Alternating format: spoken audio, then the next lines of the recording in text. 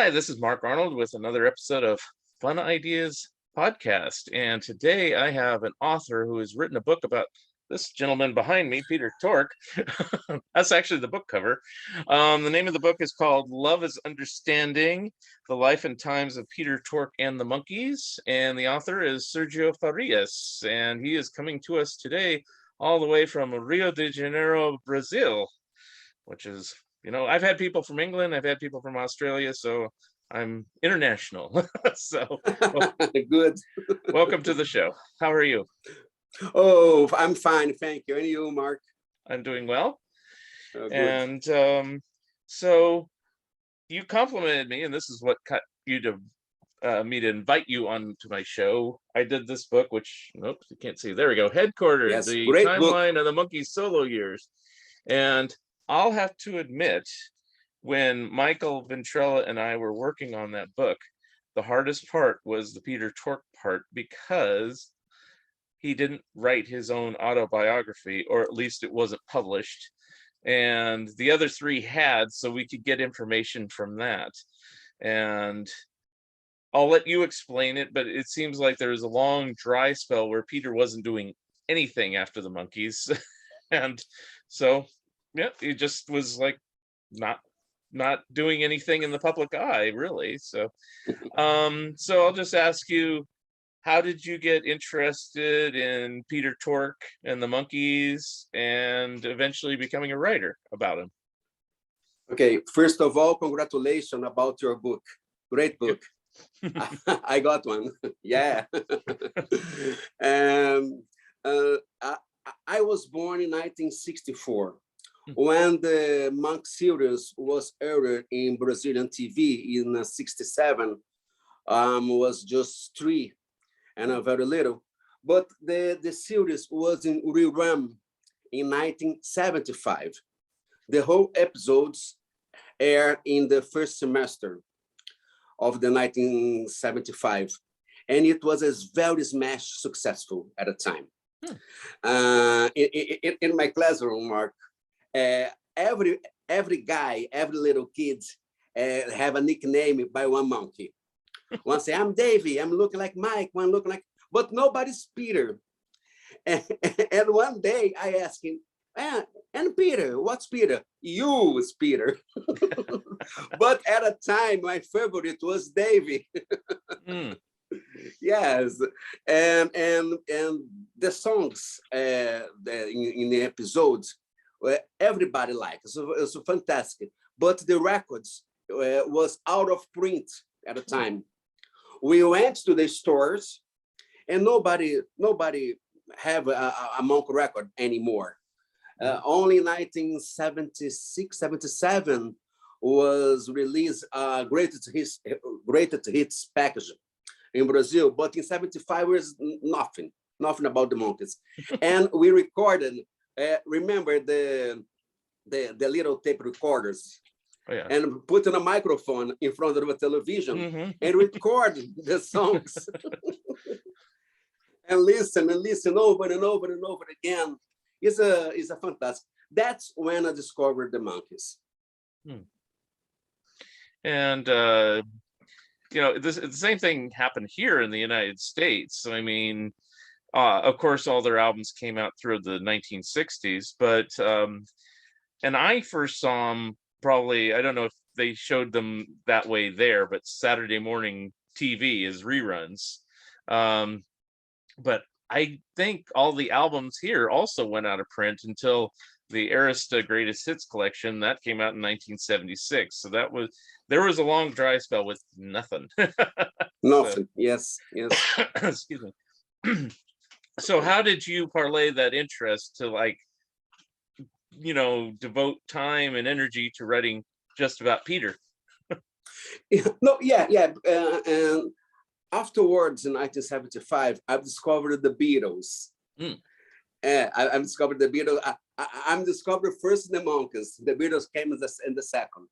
But oppositive than the Monkeys, the whole records of the Beatles was in the shops, and I became a Beatlemaniac, and began a collect all the newspapers about the Beatles, about the Beatles, about the Beatles. But I have, Mark, always one question. And what about the monkeys? I saw a fantastic group on the television, but nothing on the newspapers, nothing on the radio, nothing on the record shops. And I became a detective, looking every little thing about the monkeys, and began to collect all the little aspects about the monkeys. Something very little in a newspaper, something very little in another magazine, and I became a huge fan of the monkeys. Mm-hmm. And when 1986, when they made a triumphal comeback, when the 20th anniversary, yes, and the books were coming. The Dave wrote the first autobiography, yes, about him and Mickey and Mike, but Peter, nothing. And Peter became my favorite monkey. It's, in my opinion, I love the thought of them, but Peter is more rock and roller, in my opinion, and I love rock and roll. And why not Peter have a biography? My first book is a biography about John Lennon that was released in Brazil in 2011. Okay. A day after I released my John Lennon book, I began to write in the Peter Tork book. Yes, I have always the collection. In 2000, had an internet. This is more easy, and it became an interview. A lot of people who have involved about Peter life, and I spent around 7 years writing Peter book, releasing Portuguese version first in 2018. I did a wonderful world tour with that. I call it the Love is Understanding tour. I did 8 cities in Brazil, one in Lisbon, Portugal, and Buenos Aires, Argentina. Peter had a lot of fans everywhere. Very good. Yeah, I actually did a little research. So yes, I did find out you did a John Lennon book. Now I'll translate it to English. It's called John Lennon Life and Work. Is that, I'll go on to that since we're talking about it. Is that book ever scheduled to come out in an English language version, or? No, I'm looking for an editor. Okay. I'm just writing another biography about Ringo Starr here in Brazil, and I'm looking for an editor too. Okay, all right. And then, is there a difference between on the Peter Tork book from the Portuguese version that came out in 2018 and the current version that has come out by Manor Media, or is it basically a straight translation? No, I up to date because the book was released in 2018, but that were over in 2017, and a lot of things happened. Peter passed away, unfortunately, in early 2019, and I have up to date and have more informations. You are a biographer, you're a great writer too, and you know the information's new information's coming every day. Every day. Always comes in, look like right after the deadline. And I need that in here. Okay, we'll postpone. But let's see, what was I going to say? Did everyone you interview, were they really cooperative? Did they help you in discovering things that most people wouldn't know about Peter? So I interviewed Rain Stewart. His second wife is a very kindest person, wonderful person, very funny, and she's have a very positive impression. Everybody have a positive impression of Peter Tork. Another guy called the Pat Organ, who had produced his 1980 Starr Records. Remember Starr Records in 1980? Peter recorded a session Pat Tork was a producer. I had an interview. A lot of people. Unfortunately, I tried to contact with him in, I think, 2014. I don't remember, but it didn't work. And I tried contact with his kids, but it didn't work. It's normal. It's normal. Yeah.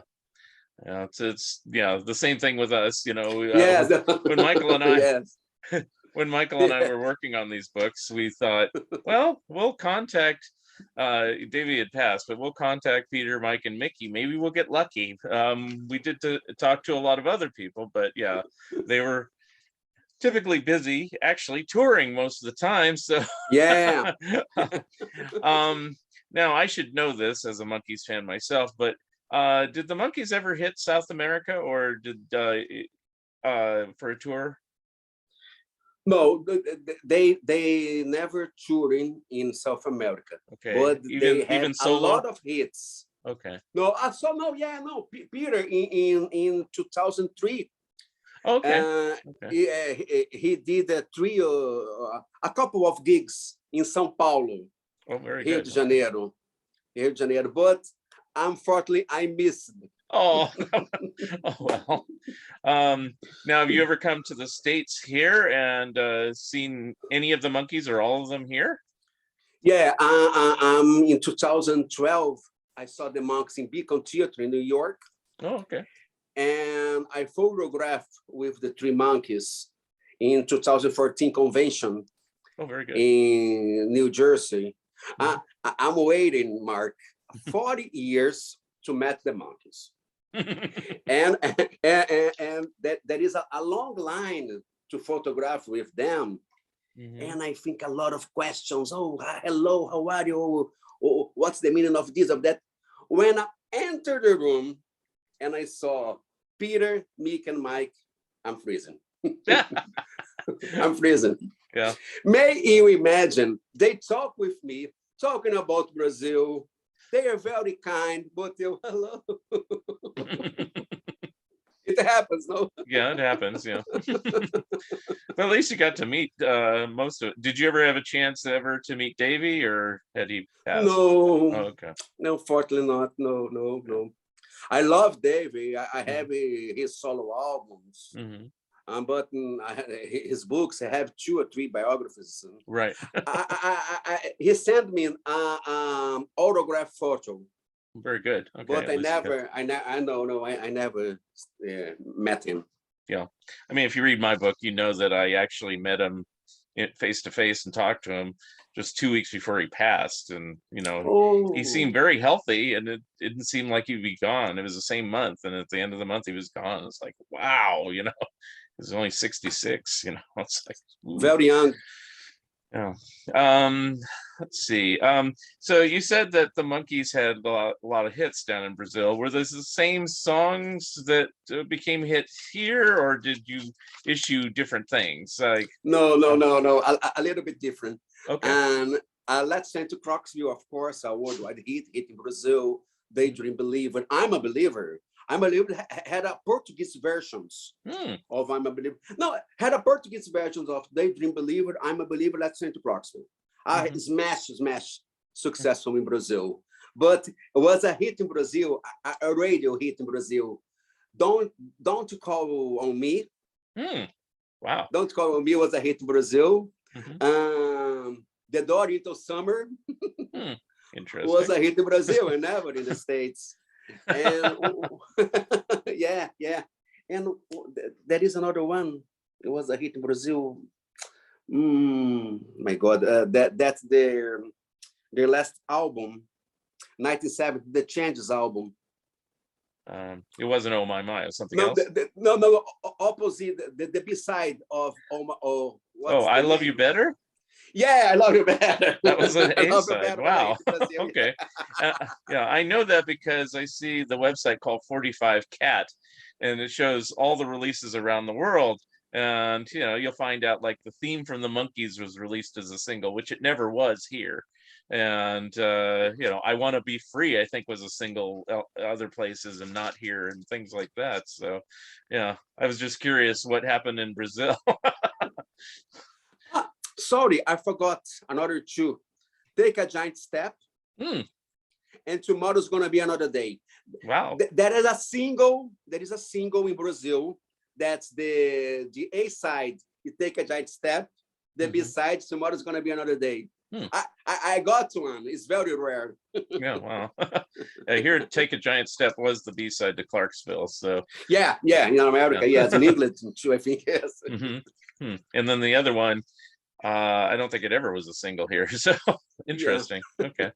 Did you get all the same albums? Did you get all the same? Did you get all the same albums that we got? No, here? The same albums. The same albums. The cover of Red Quartets is a little bit different. Because in offshore releases, is all white with the monks in the middle. Here in Brazil, it's not is white too, but it's a flowers. It's a flowers below the photograph. It's the same photograph though, other than that?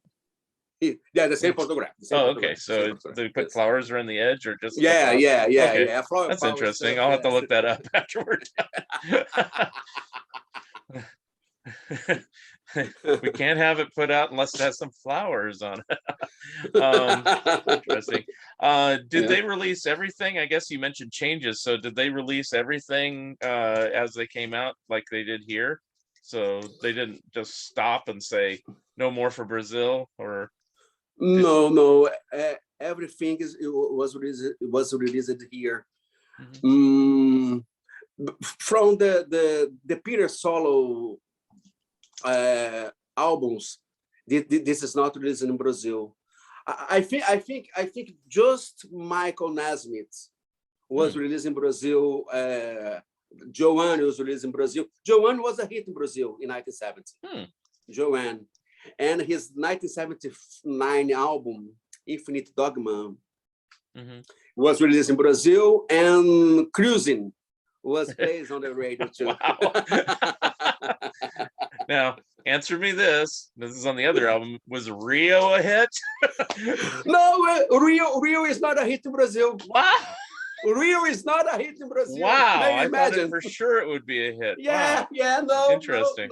No. I mean, it wasn't a hit here. It was a hit in England, but I mean, people know about it here, but it wasn't a hit single here. So yeah, that's funny, because I always figure, that would be a natural. Yeah, so, sure. Yeah. Interesting. Huh. Okay. Interesting. Yes. Which makes me wonder, it's like, I never got a chance to really interview Michael Nesmith, but since he wrote that song, I was wondering if he ever visited there, even on vacation, just as a, not on tour or anything like that, but you never saw him lying on the beach or anything back in the day. Anyway, let's see. So, apart from Beatles and Monkees, did you become fans of any other major groups, or are those your two loves? No, the Beatles admired Monkees a lot. This is true that the TV series was inspired by A Hardest Night, but stop there. But the Monkees is not similar as the Beatles. They're different. The style is different. The lineup was different. And in 1967, when the Monkees tour in England, the Beatles offered a party to the Monkees. They admire a lot the Monkees because the Monkees work hard. Maybe imagine, Mark, you that do record sessions. They are recording the TV series, touring, photographs, interviews, and they doing very, very well. The series was revolutionary. The albums was fantastic. 4 Grammy nominations. And unfortunately, a lot of people believe that Monkees didn't play their instruments My God, may you imagine, they all multi-instrumentists. It happened. It's a very unfair, in my opinion. The top unfair in the rock and roll, in my opinion. Mm-hmm. So in doing the research, you interviewed a lot of people for the Peter Tork book. Is there any like new information that you discovered? See, I need to get your book. I hate to say, but I figured I could talk to you about it because I know enough about Peter Tork. But does your book have anything that during your research that was like an aha moment, kind of like, wow, nobody knows this, and it's in my book? Yeah. I think there is some news during the period of the 1970s and the early 1980s, because that's a very obscure period of the month. And I concentrated my book in that period because everybody, I was, before I write the book, all I want to know is about the timeline of the Peter, 1970, 71, 72.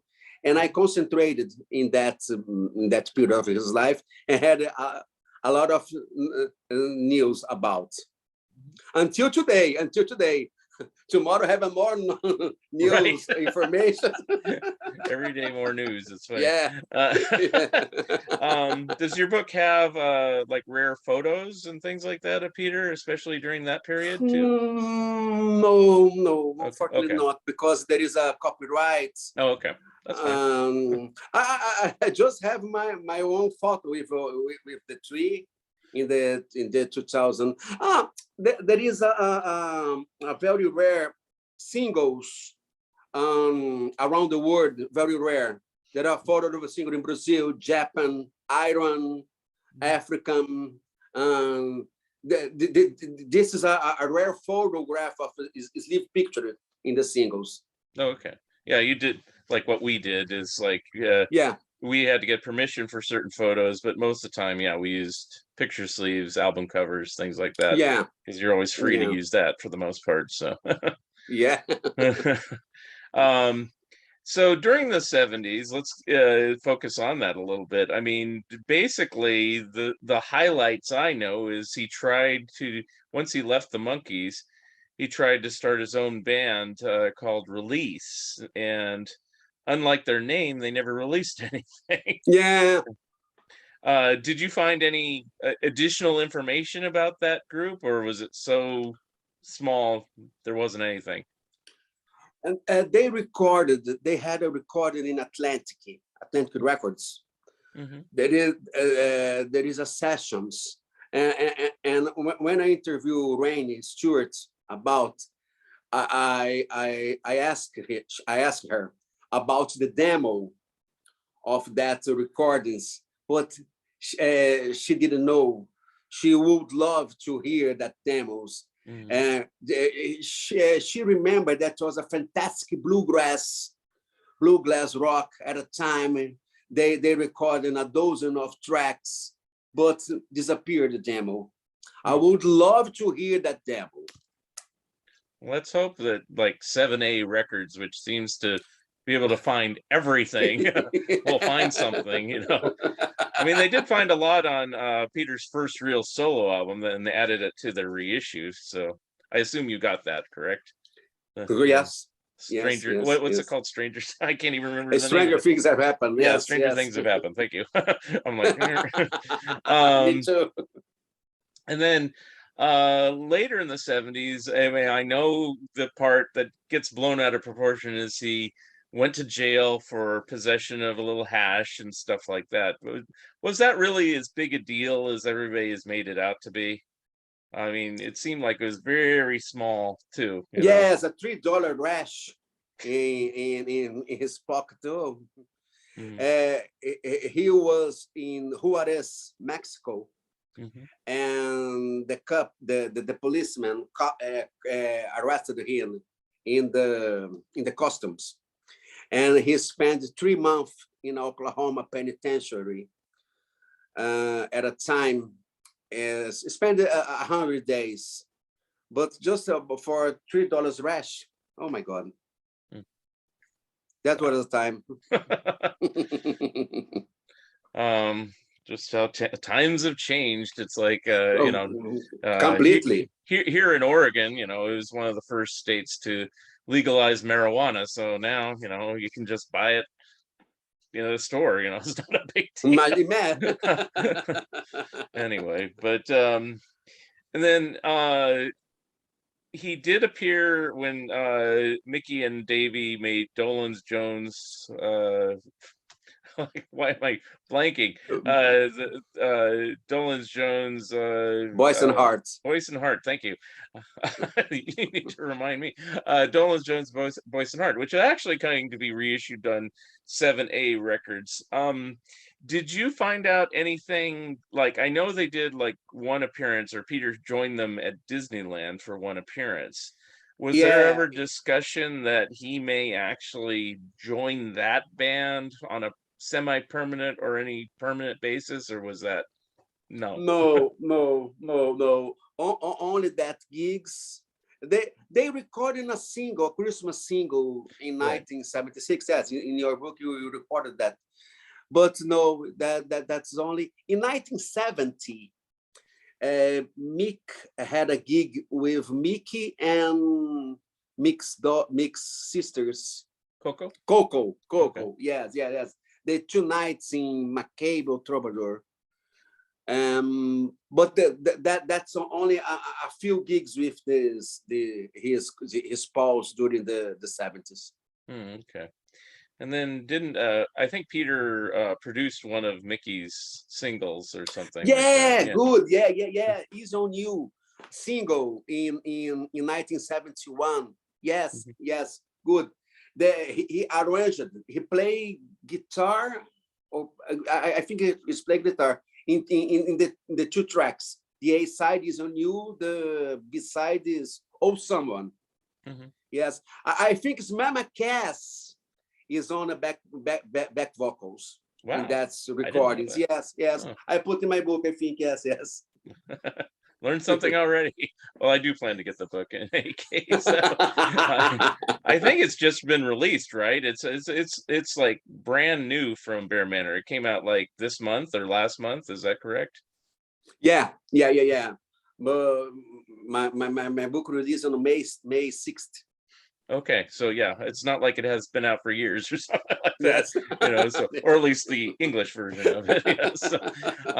But I'd prefer to get this one, not just because it's in English, it's also because you said it's more up to date. So, you know, the more information, the better. Because, like I said, when Michael and I were working on it, it's like, why didn't he write an autobiography? It would be so much easier. The only thing that helped is I have. I don't know if you ever subscribed to the Monkey Business fanzine, but I only subscribed to that through the mid 80s. So it's like, at least I could read about Peter from that point on. But before that, it was a little bit of detective work, a little bit of guesswork. I do know that he was a school teacher for a time in the late 70s as well. I don't know if you'd elaborate on that much. Yeah. He was teaching from in 1976 until early 1977. There is a different school in Santa Monica, I think. There is a modern school at the time, and he teach.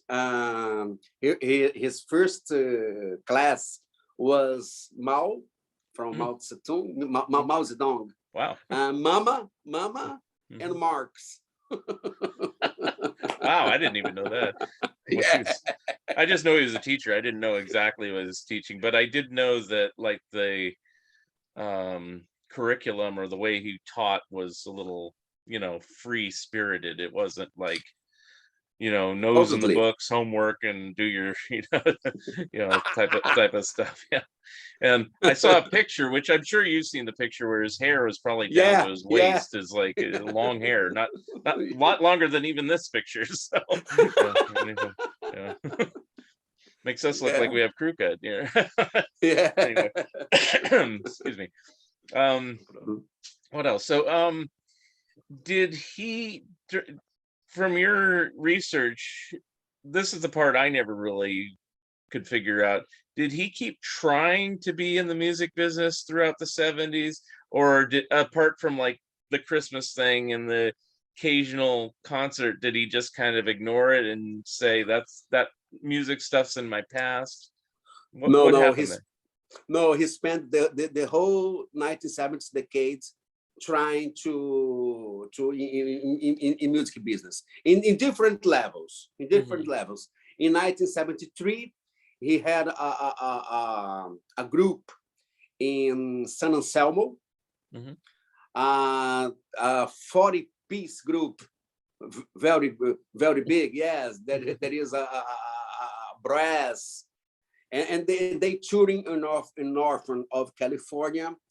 That he had a lot of solo gigs in East Side, West Side, and a cotton mall.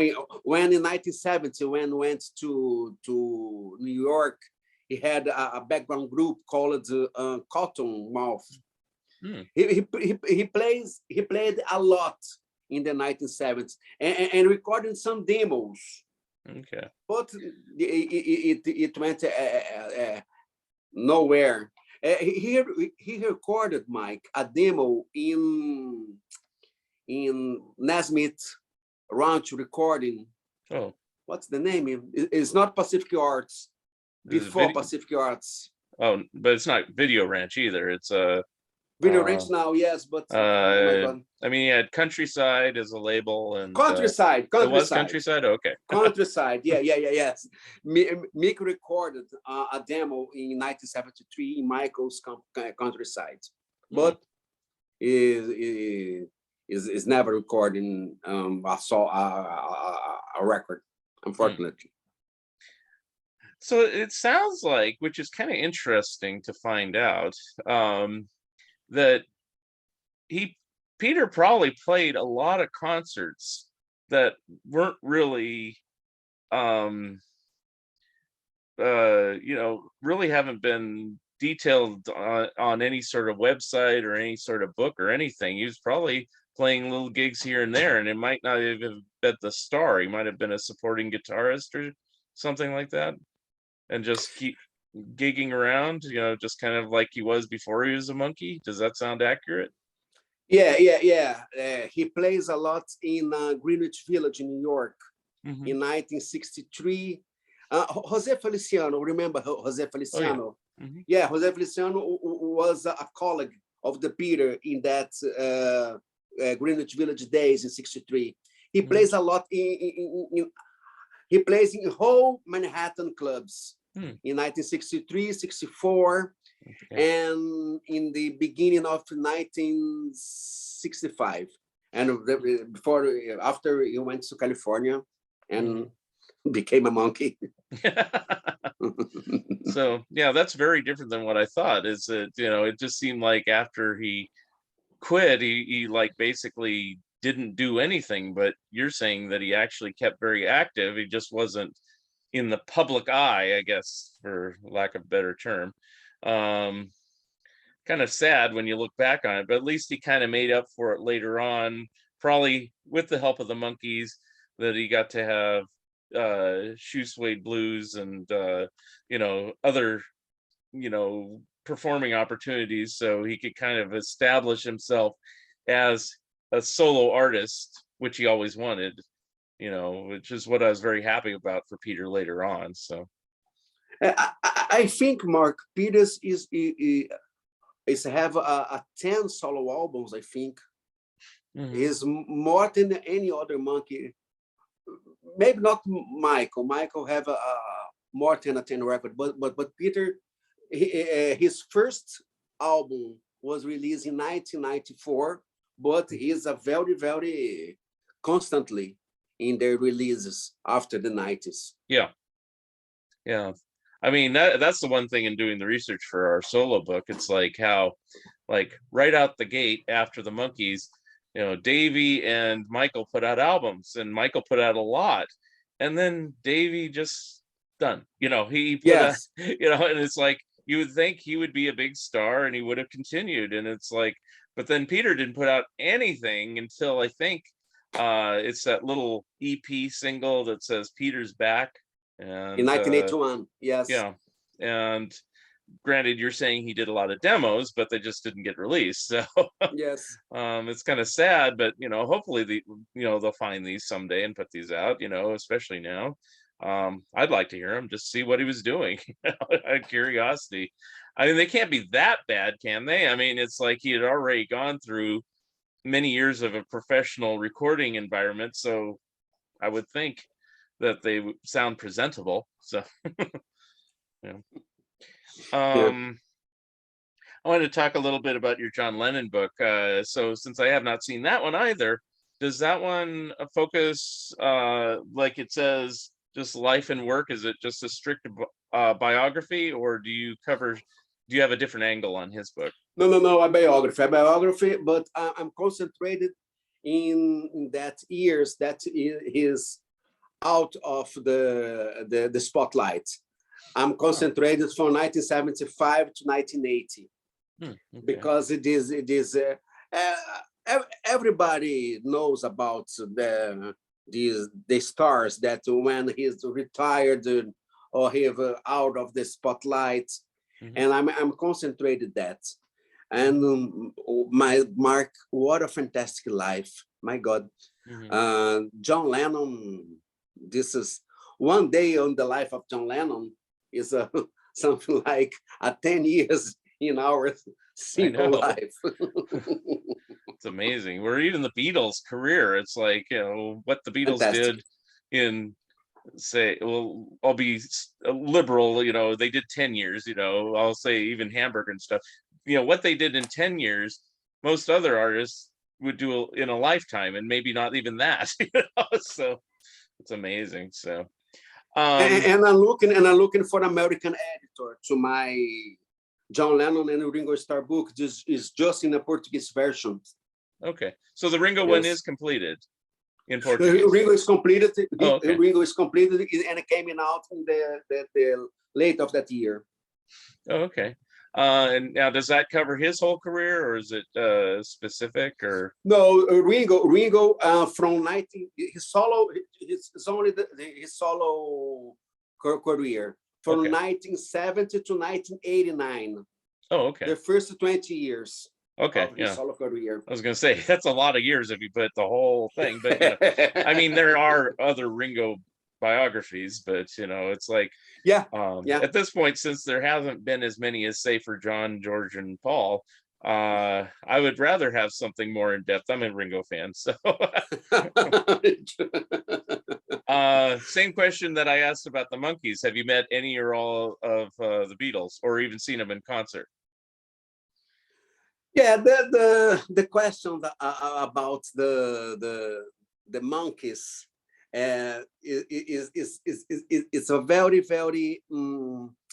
about the career, about his career. When everybody asks about the Beatles, about this private life, and that's because the Beatles became very big, and it's a normal. Everybody wants to know about the private life, and but the Monks know the Monks. Everybody knows want to know about the career. The Monks acquire very respect during that years. It's finally, I remember when I was a teenager, Mark. When I talk about the Monks, everybody, the Monks, they didn't play the instruments. What a group! Now it's different. Now it's very different. Now everybody respects the Monks, I think. Right. And that's the same way as it was here. You'd think it'd be different since they're from the US, but no, they were very disrespected for many years. And now people see, they did write some of their own songs. They did perform on many of their songs. They were a touring band far longer than they were a TV show. So they became a real band, like Mickey likes to say, it was if Spock became a real alien, but it's actually more than that. I mean, they really did become a real rock and roll band, and it's like, sure. But very.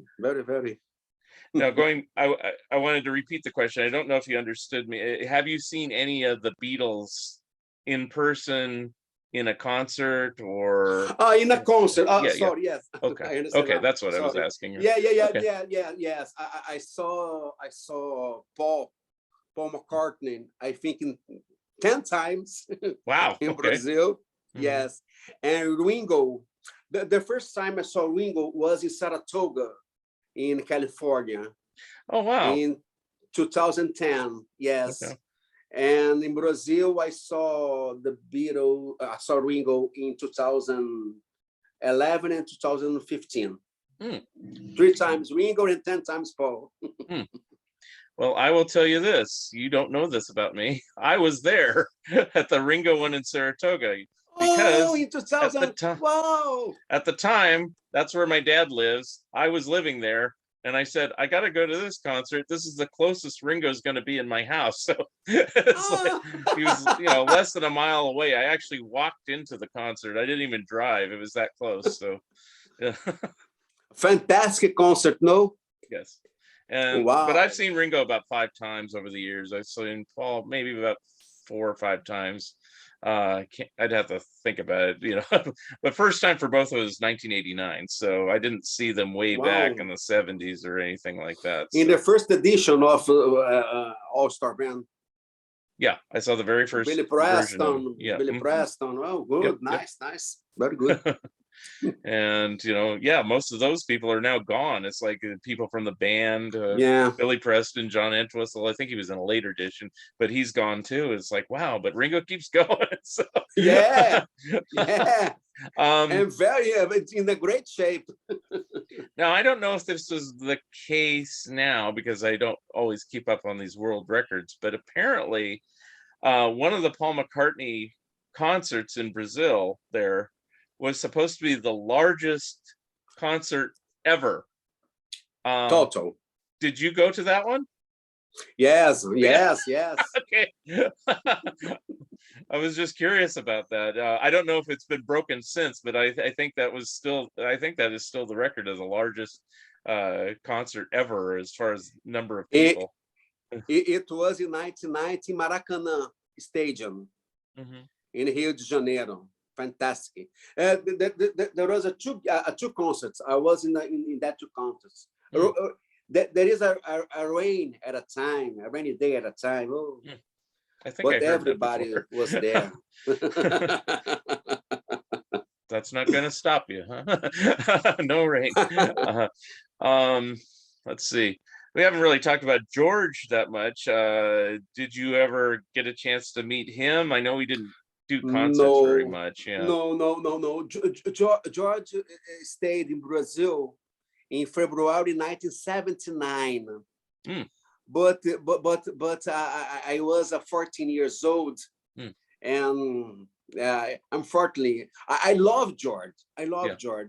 Probably my next biography is about George.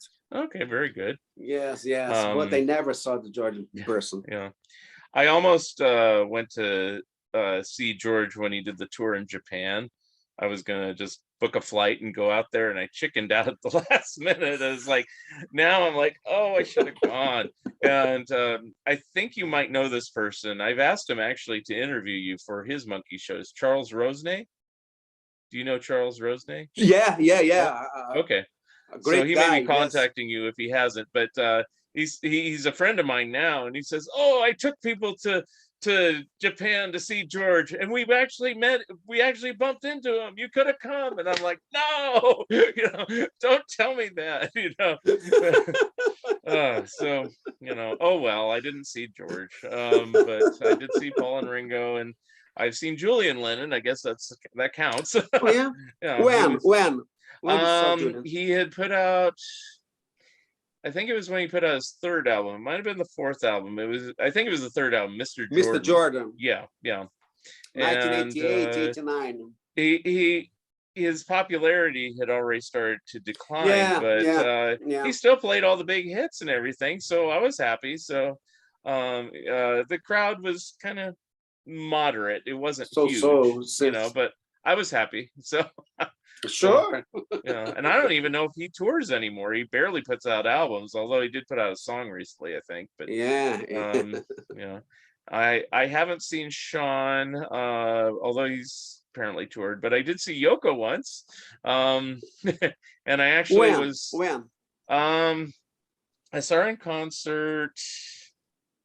Oh, it's got to be about 20 2010, 2011, somewhere around there. 2010, Yeah, 2010. Yeah, yeah. yeah, He's touring. Yes, yeah. I remember that. And Sean was there, now that I think about it. He was in the band, but he didn't sing, he just Mm. played guitar. Um, and there was a play that they were testing about the life of John Lennon. This is a different time. And it seems like that was earlier, like about 2007, 2008. And it was pretty good, but it was supposed to go to Broadway in New York, but apparently No. it didn't, and it wasn't well received. But I guess the highlight of it is I got all the autographs of the people who were doing the acting, and I actually was within 3 feet of Yoko because I just happened to be at a spot, but she had like handlers around her, so I just kind of waved to her and she waved back. Yeah. So that's my close encounter with Yoko, so at least I got to say that. But I didn't get a chance to talk, because had I approached her, they'd probably say, no, no, no, no, no. Stay back. So all right, but so let's see what else. Any other books you're planning about any of the other monkeys, or is the group as a whole? No, no, no, no. I think the other monks have a very good biographers. I'm stopping with Peter, but Paul McCartney and George Harrison was my next, Oh, okay, my okay. next. So at this 20. point, I had a job for the next 20 years. wow. And on the George and Paul books, would those cover like the solo years more than the group years? No, no, no. Paul. I'm concentrated in the timeline with the Beatles. Okay. Yeah, George solos. Oh, George, okay. I concentrated solo before. Okay.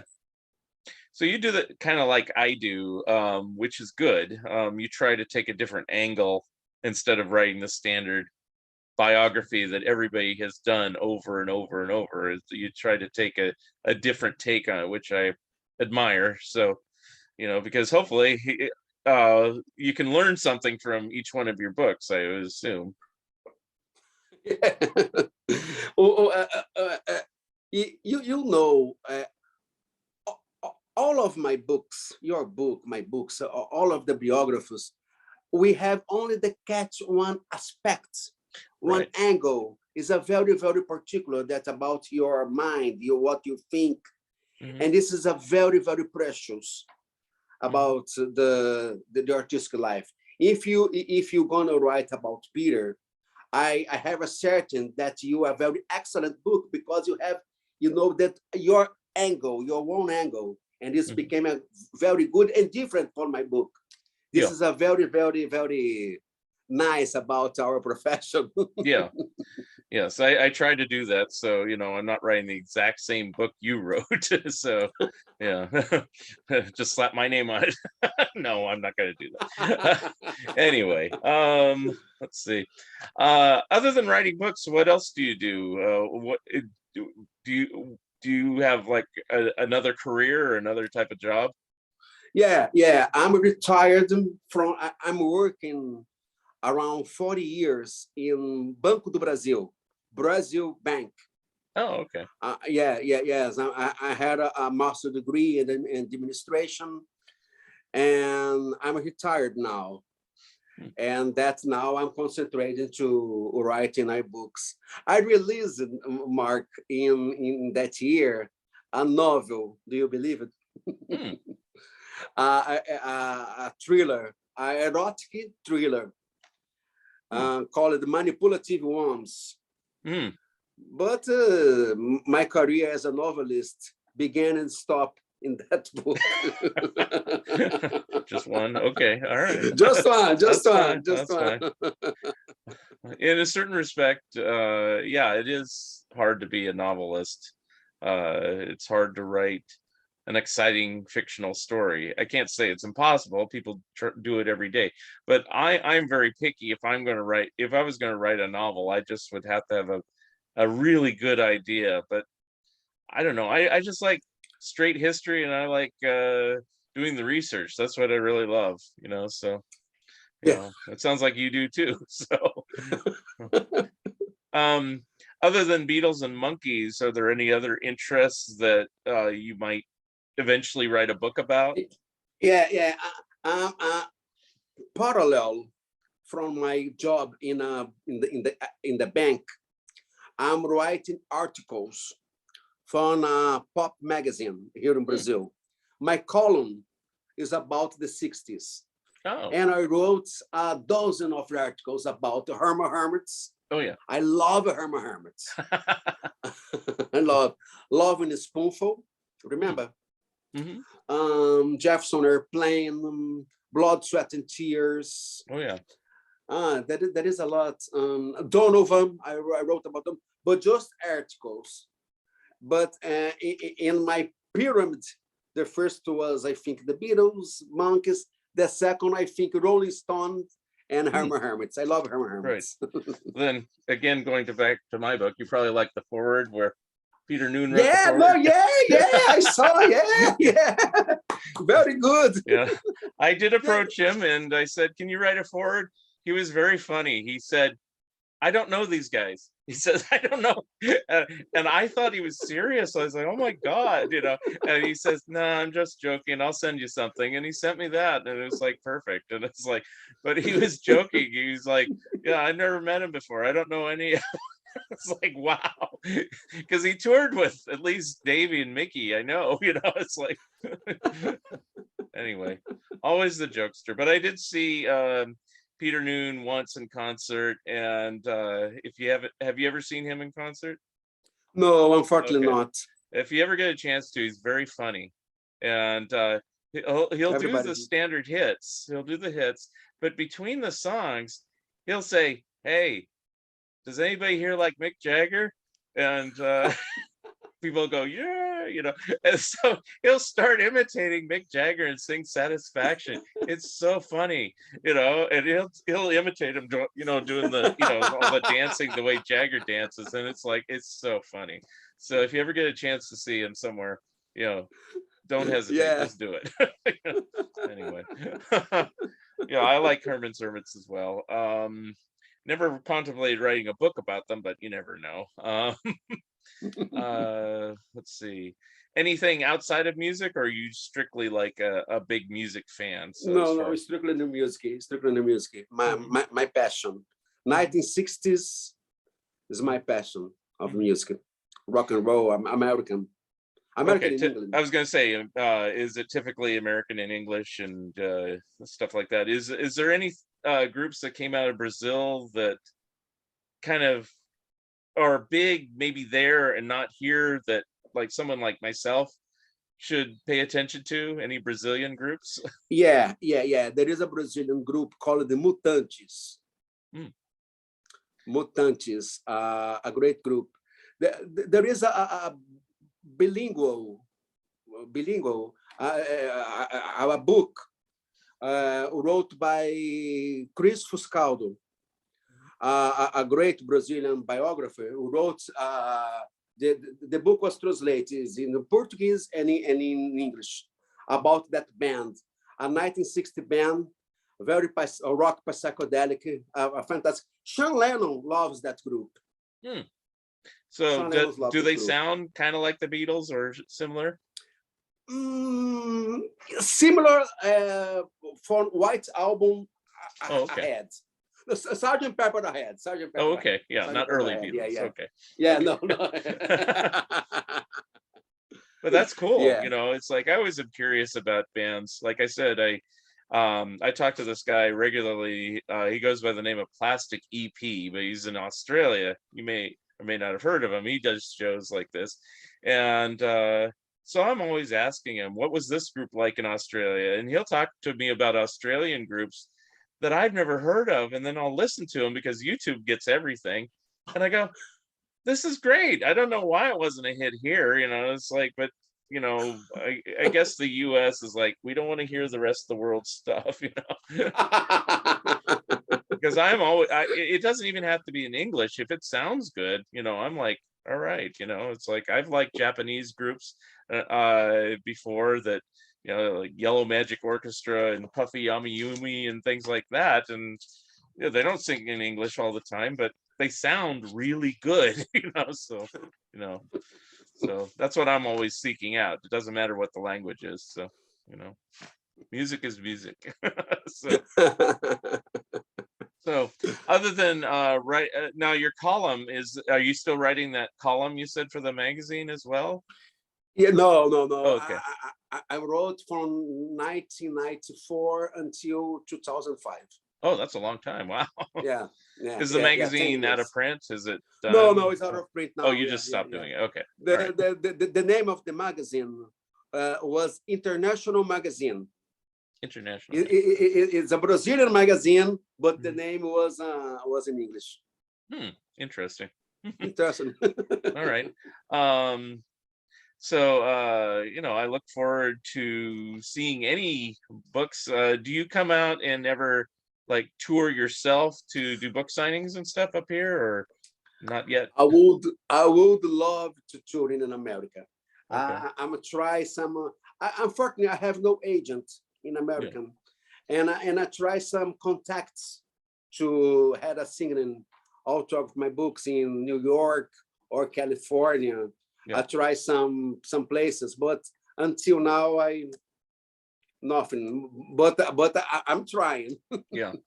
Well, like I mentioned earlier, I think you should probably talk to Charles Rosenay again, because he does put on Beatles shows and monkey shows and stuff like that. And I'm Yeah, sure he would help, you know, if you could fly up there to New York or Connecticut or wherever he does his shows, he'd probably give you a table and set you up and stuff like that and promote you and stuff like that. So Charlie's a nice person.